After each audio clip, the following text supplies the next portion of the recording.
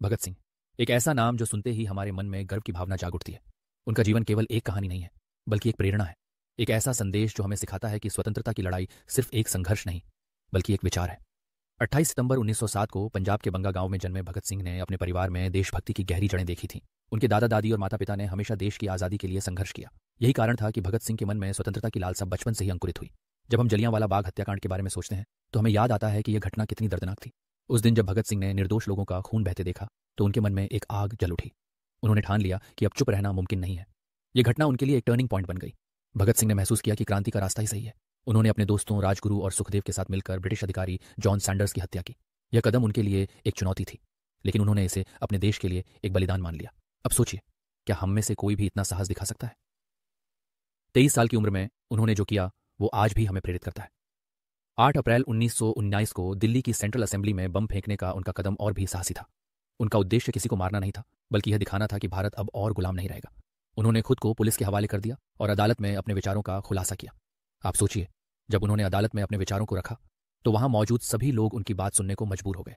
उनका साहसिक भाषण आज भी लोगों को प्रेरित करता है। उन्होंने कहा, हमारे लिए स्वतंत्रता का मतलब केवल राजनीतिक स्वतंत्रता नहीं है, बल्कि सामाजिक और आर्थिक स्वतंत्रता भी है।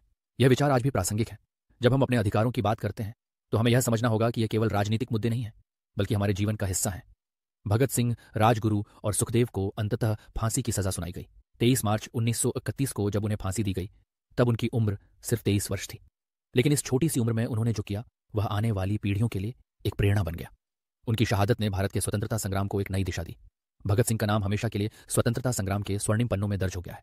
उनका प्रसिद्ध नारा इनकलाब जिंदाबाद आज भी हर देशभक्त के दिल में गूंजता है। यह नारा केवल एक शब्द नहीं, बल्कि एक विचार है जो हमें स्वतंत्रता और समानता के लिए लड़ने की प्रेरणा देता है। भगत सिंह ने हमें यह सिखाया कि स्वतंत्रता केवल बाहरी संघर्ष नहीं है, बल्कि यह हमारे विचारों और आदर्शों की भी लड़ाई है। आज जब हम उनकी कहानी सुनते हैं तो हमें यह याद रखना चाहिए कि उनकी शहादत केवल एक व्यक्ति की नहीं, बल्कि एक विचार की है। उनका जीवन हमें यह सिखाता है कि जब हम अपने देश के लिए कुछ करने का ठान लेते हैं तो कोई भी बाधा हमें रोक नहीं सकती। भगत सिंह की कहानी सिर्फ इतिहास में नहीं, बल्कि हमारे दिलों में जीवित है। तो दोस्तों, भगत सिंह की कहानी हमें यह सिखाती है कि हमें अपने अधिकारों के लिए लड़ना चाहिए और यह लड़ाई कभी खत्म नहीं होती। यह हम पर निर्भर करता है कि हम उनके विचारों को आगे बढ़ाएं और अपने देश को एक नई दिशा में ले जाएं। भगत सिंह की शहादत को याद करते हुए आइए हम सब मिलकर यह प्रण लें कि हम अपने देश की आज़ादी और उसके मूल्यों की रक्षा करेंगे। जय हिंद। यह नारा केवल एक शब्द नहीं है, यह हमारी पहचान है, हमारी जिम्मेदारी है। आज जब हम अपने जीवन में संघर्ष करते हैं तो हमें भगत सिंह की याद आनी चाहिए। उनके विचारों को अपनाकर हम अपने देश को एक नई ऊंचाई पर ले जा सकते हैं। तो चलिए हम सब मिलकर इस दिशा में कदम बढ़ाएं और अपने देश को गर्वित करें।